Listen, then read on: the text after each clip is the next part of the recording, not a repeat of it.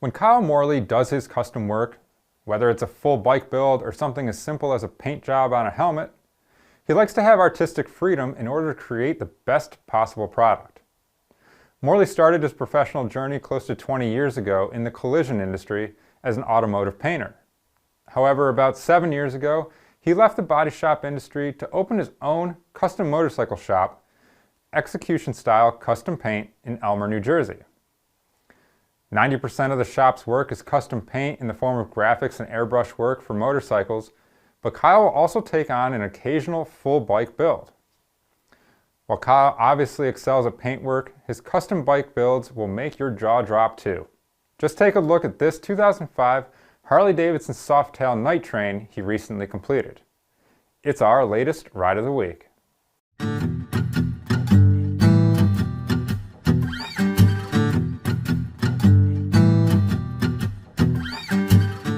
With CanDo, you can do diagnostics with confidence.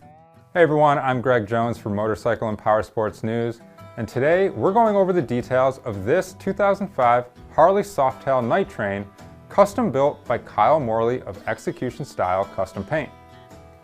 This bike build actually started 6 or 7 years ago, but didn't get 100% completed until earlier in 2021. The first build was very mild according to Morley, featuring just a custom gas tank and some wheels. When he redid it to have it look like it does now, he was building it for Daytona Bike Week, but Kyle never ended up getting the paint done or anodizing any of the parts, so it was displayed with all of the raw sheet metal. The bike actually ended up staying like that for a few years, and since then, Kyle tore the whole bike back down about a year ago and refinished everything with paint and anodizing complete. And now that it is finished, it's not hard to see why it impresses everyone who sees it. From the front tire to the back fender and everywhere in between, not a single aspect of the bike was left without a custom touch. Here's Kyle to tell you more. The front forks are an old style girder, but they're the only set in the United States, so they kind of make the bike really stand out and look a lot different than anything that it would stand up against. A lot of the accessories on it are hand brushed, gold anodized, and then everything else, like I said, is black and like a matte charcoal. So the bike has a really wild look to it, but it's subdued. It's not loud colors. It's and that's what I normally paint, is a lot of vibrant, loud, bright colors. So when I do builds for myself, I kind of try to even flip the script a little bit and not do what people would expect me to do, knowing my paint jobs. That front fork is an air girder from Thunderbike in Germany. The bike's gas tank and rear fender were both hand-formed, and the wheels, which are 26-inch in the front and 20-inch in the rear, were custom machined. I had a set of custom wheels, machined by a company that's no longer in business, because we built this about 2 years ago. Thomason Performance out of New Hampshire. I hand drew the wheels, and then he made the CAD program for them and cut them for me. Another aspect of the bike that makes it stand out is that, unlike a normal Harley-Davidson that has an enclosed primary, which is basically your chain that connects the motor to the transmission, this bike has an open chain drive. So it looks like the chain that's on your final drive chain that would be on the back of the motorcycle.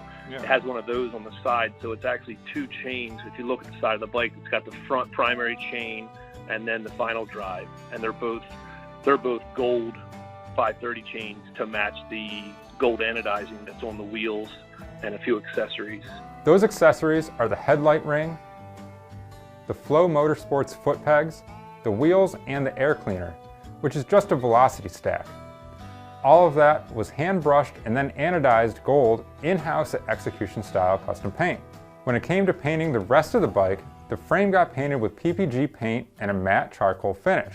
The gas tank, oil tank, and rear fender, which makes up the body, got a new school racy graphic in black, gray, and charcoal to match the frame. Then it got a gold leaf pinstripe, which is very subtle throughout, to tie the gold in with the wheels and the pegs. Interestingly enough, there's not a piece on the whole bike that's actually shiny. Everything's either Cerakote or PPG paint with matte clear. If you look at the stance of this bike, you'll notice it has a very aggressive look, but the build is very simple. You can't see any cables, you can't see any wires, there's not even levers on the handlebars. It actually uses an internal twist throttle and an internal twist clutch. As for the exhaust system, that was hand-built pipe made by a good friend of Kyle's named Tyler, who owns a company called Sick Pipes in Pennsylvania. Despite Kyle not being much of an engine guy, he couldn't leave the Harley engine untouched on a bike like this, so he took the motor apart and Cerakoted it and put performance machine covers on it for a nice custom touch. After re-unveiling this 2005 Harley Softail Night Train at Daytona Bike Week this past March, it actually won Judge's Choice and first place in its class at the Boardwalk Beach Show. And let's be honest, how could it not? Well, that does it for this episode of Ride of the Week. Special thanks to our sponsor, CanDo International. And remember, if you have a motorcycle, ATV, UTV, snowmobile, or jet ski that you'd like to feature, please email me at gjones@babcocks.com. We'll see you on the next ride.